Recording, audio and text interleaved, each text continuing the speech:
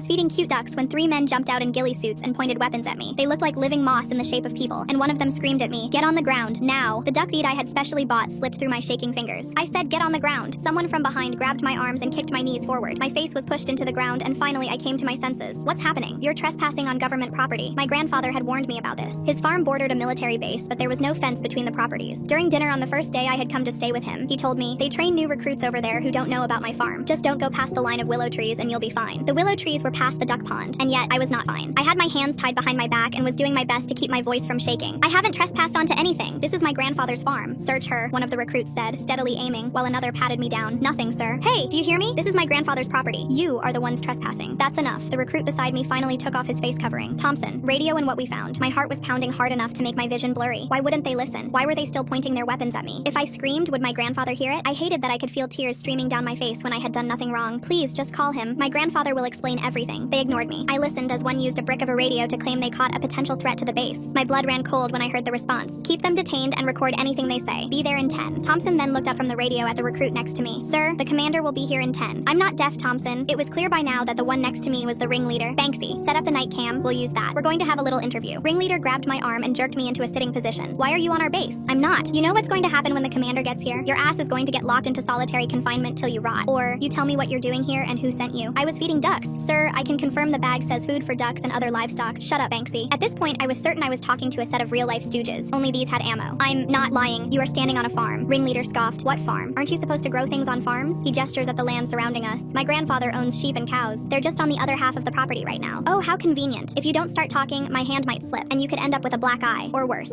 "Sir, I don't think we can do that." Ringleader shot his hand up to silence Thompson. "If she's a terrorist, I doubt we'll get in trouble. Heck, we might even get a medal." The 2 other recruits looked uneasy, but didn't show any signs of helping me. The tears stopped, and I was too terrified to speak. "Not talking, huh? Let's fix that." Ringleader held his weapon like a bat and raised it over his shoulder. "The hell you think you're doing, Daniels?" Ringleader freezes, and I look over to see an old man wearing a uniform step out of what looked like a military-grade golf cart. The stooges stand at attention and salute. Ringleader points to me. "Commander, this is the trespasser in question, sir." Before the commander responds, someone else gets out of the golf cart. "Grandpa." My grandfather ran to me, asking what was going on. I immediately tell him and the commander everything. This time, it was the stooges' turn to stand there shaking. The commander turns to them. "Do you know where you 3 knuckleheads are?" Ringleader answered. "We were following our map for a training exercise." "Were you reading it upside down, maggot? You're standing on this man's property." The stooges' faces turned white. I found out later that the commander and my grandfather had become good friends over the years. And since these recruits made this mistake, my grandfather and I now spend our days drinking tea and watching the stooges work his farm for him, completely for free.